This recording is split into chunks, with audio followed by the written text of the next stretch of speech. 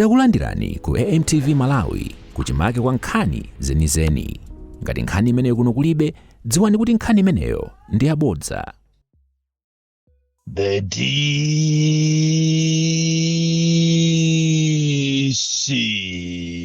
DC Presidenti wanthu wosauka woyamba kuno ku Malawi, amene ndimayinyadira ntchito yanga yotumikira Amalawi wosauka, amene amakhala ndi mawu koma amalephera kuwalankhula chifukwa mwina sanga kafike kumeneko, ntchito imene ili ngati ubusa.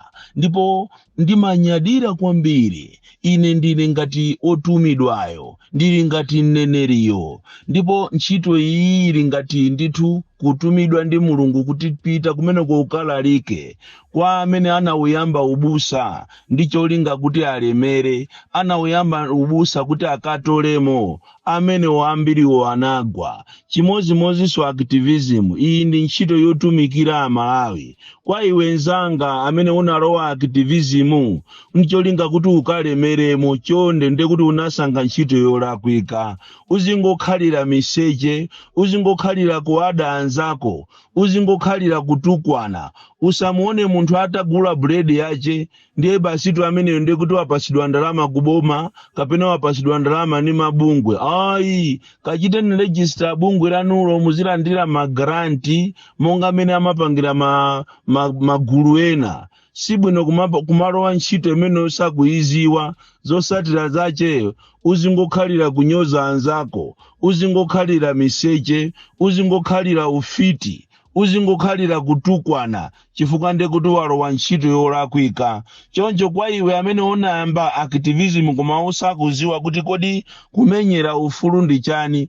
Kumenyera ufulu zili ngati ubusa, utumiki, umatumidwa ne Mulungu kuchokera pasi pako pa mtima, umamva kukoma. Ntchito yomayigwira uli ndi cholinga, achimwene sumachita achieve china chilichonse, koma ukamayigwira kuchokera pasi pako pa mtima ndi kuti umamva kukoma kwambiri. Ine nimamva kukoma, ndipo wina wache atapanga miseche yotani, ataononga zina langa motani, ena onso ndi akapuchepuche okuti sangalankhule za ine. Sinipo pa ineso sangafike, ine nimapanga zanga. Olomwe afuse mazibusa amene ali olemera kwambiri, sadalira ubusa atu, amapanga mabizinesi. Iwenso ngati uli wanzeru, omenyera ufulu wanzeru, uzipanga ka business kako, uzilima. Ena muwasamangu waona chonje amakhala ali busy m'maminda mwawo, ali busy m'maofesi mwawo kumapanga tima business tina ndi tina. Activism ikuyenda sombali inayi. Koma ukadalira activism kumanena kuti aye ndifuna ndizilankhula zokondera boma ndi cholinga kuti siku linache ndizapasidwe kanga chepe, achimwene asisi mwayamba ntchito yachabe kuli muno mungobwerera kumuzi chifukwa ndiye kuti town ikuvutani kwambiri, mukhalira yomweyo yokuti kunja kukacha muzitukwana anzanu, muzinyoza anzanu. Ndiye kuti ufiti mulo watu. Koma activism muitenge ngati ubusa, ulaliki, kutumikira, kuwaona mavuto amene akukumana ndi Amalawi kuchokera kumsanje paka na kuchitipa ndi kuwalankhulira. Lero ndiyamba kuyamikira boma, makamaka ku local government amene atulusa statement yowauza ma DC wonse kunena kuti aliyense ogwira ntchito za boma komano alinawo pandandanda olandira fetereza osika ntengo pakanaso chimanga ichi chikugawidwa chi ameneyo ngati walandira abweze. This is very, very nice. I want to thank you, Minister of Local Government, for thinking over outside the box. Chifukwa nkhani imene iyi ya fetereza, ndiye fetereza tunde akubedwa ndi anthu ogwira ntchito aboma. Kwa agriculture nkati, kwa DC koko nkati, anthu alibe chisoni. Ndipo extension imene ipite pakana kwa mafumu ena akumauza anthu aja kunena kuti kwa amene akufunanso kuti agule fetereza muzindipasa ndalama.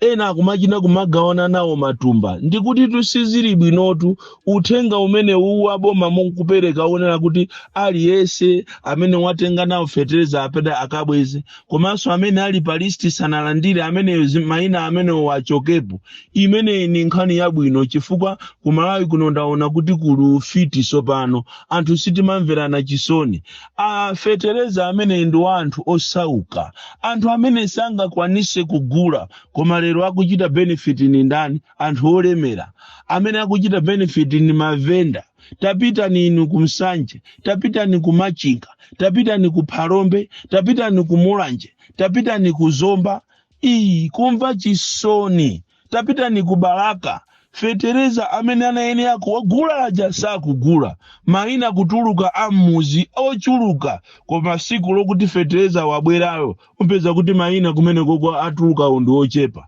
andi kuli madera ena so fetereza sanafikeko ngati ku Machinga East kwa Esther Jorobala panga ni machawi ndi tino aboma ma centers yena kumene koko fetereza yosanafikeko koma ini nkhani yabwino kwambiri andi pakuyenera kuti inu aboma musangoyang'ana nkhani yomwe ya fetereza yokhaiya ngakhale so uja wa Mega Farm uja anapangidwa nthawi ya MCP uja anthu ena amatenga matumba 2000 munthu mmodzi 1500 munthu mmodzi 500 bags munthu mmodzi tikunena pana anthu amene ajawo fetereza uja anapita naye yensen ndipo sanapereke olondalama olo china chilichonse sikinapite kuboma imene iso ndiyofunika muifufuze inu aku local government aku Minister of Agriculture mufufuze ku Malawi kuno kuli katangale kopsa anthu ena analandira za Mega Farm zija ndikwanga kugulisa fetereza eseuja ndikumakagula matruck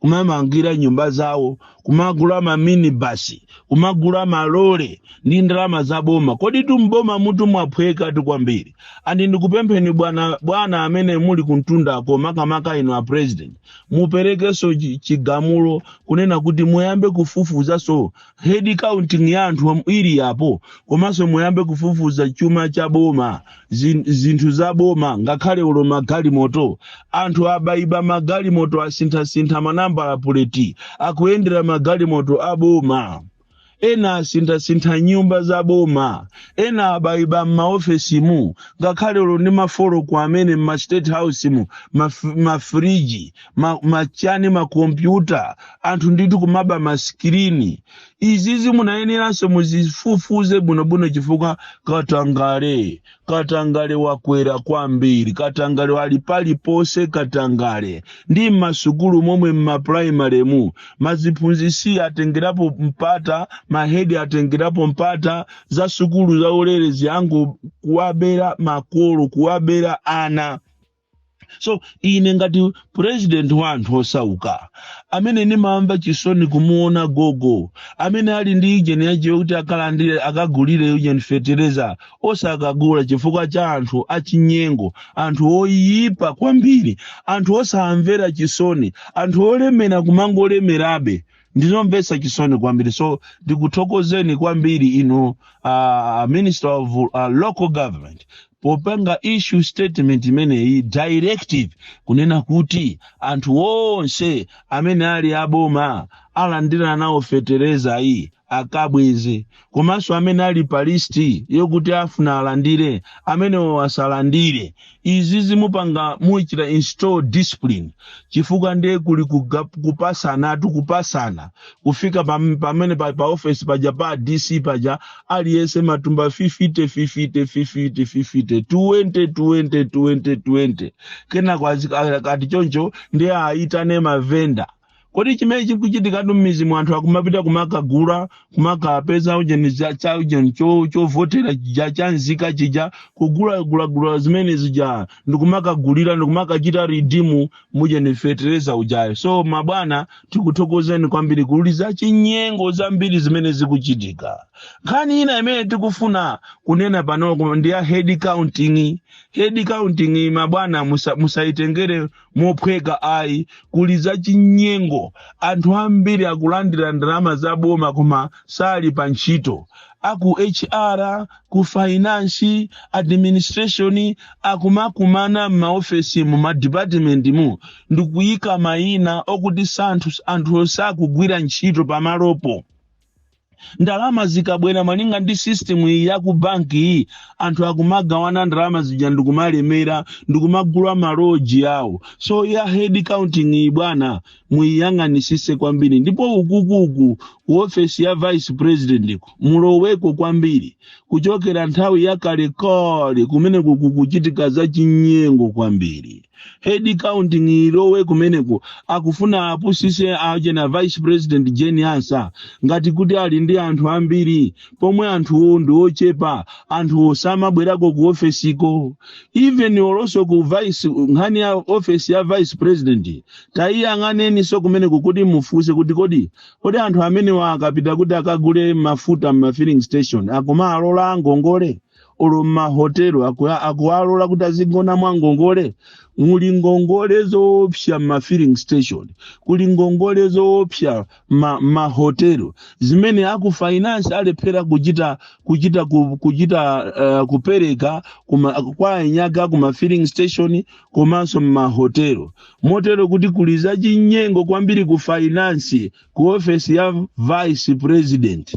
Ndiye kumafusa kuti ngati akupanga zimene zizi kumapangira mwano, kumapangira za chinyengo anthu aku vice president. Nanga second vice president mu office mwachi muli kanthu muona kuti ndalama zonse zimene budget yonse anayikita allocate kumene koko ndalama zonse zinatapo. Akufika anthu amene wawa maofesi mu kupita ndithu kukatenga uchenija madola ku reserve bank madola ndikupita nawo pa black market ndikukasintha ndalama jakuti apase anthu aendere maulendo. Mpeza kuti anthu ndalamazo anatenga za madola ku reserve bank kuti apase anthu akaendere maulendo ndikukazisintha ndalama ja pa black market komanso anthu ajaosa apasa.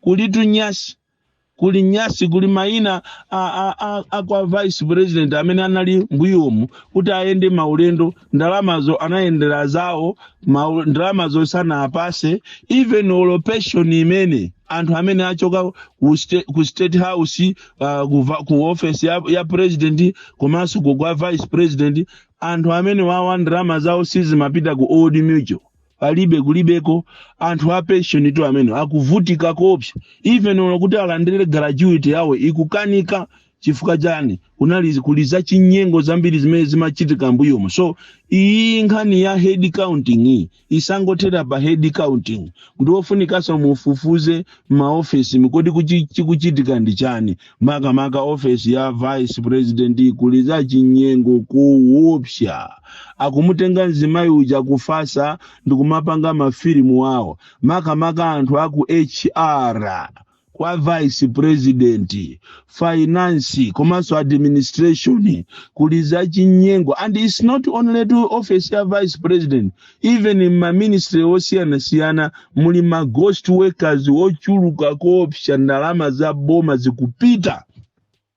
Even olo ku parliament kujako kumachitika zinthu za chinyengo koopsa ku parliament kumapezeka ma payment ena jokuti sana yenene kuti parliament izilipira zimene zozo kumakhala za chinyengo. Muli anthu amene analimo kale mu system mo anazolowera amaaba even kumabera aphungu a nyumba ya malamulo chifukwa tu ena angasiya aphungu a nyumba ya malamulo kasaka ziwa bwinobwino kuti aime mpaliament muja kuti azingo anene chizungu amakuti magi mavivi amalepera anthu ngati amene njira amene amaberedwa koopsa. So pakufunikira boma pakhale discipline, fiscal discipline.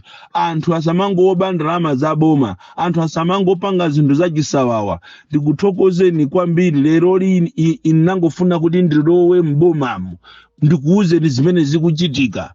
Komanso finally aboma inu talowani kumakoti, mulowe kumakoti. Munthu sumasewera tumanena kuti ndi timu yanga koma muli adani kumakoti kumukapusa kumakoti milandu yose muzingoluza chifukwa system imene ili kumeneko ndija ya MCP ija azingochita na reward okha zosatira zake boma lizaluza milandu lizaluza ndalama zoopsa zimene zizakanike kutani kuza kuti tizazipeze ngati ziko chifukwa muno muziko muli mavuto misongo isamangokwera ena ndi awo ati akufuna ati kukweza tologeti koma misewu yathu mukayiyang'ana ikungopha anthu deire misewu ikungopha anthu deire andi ndikudabwa kuti why have you decided kuti mukakweze tologeti tikuyiganizira kuti tikhoza kupanga mademo chifukwa sizoona kukweza ndi 200%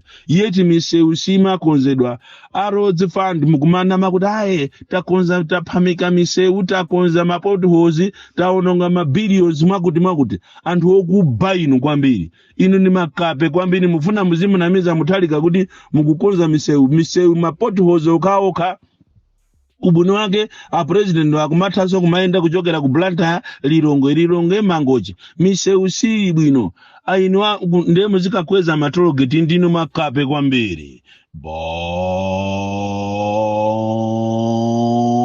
Bon Kalindo Pedisi mwana woopsa kwambiri the most deadly and dangerous child from the village T.A. Mabuka Box 76 Molanje Malawi Southern Africa kodi kanjinga kanga kalipo ine lundugudwa kawiru cheya kanga kalipo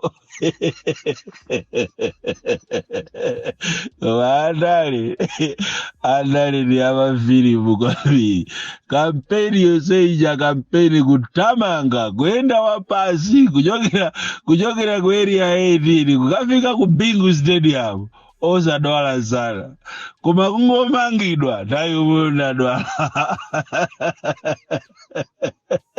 ajiwene awene wado awene likadura awene tayumwe awene pawiruche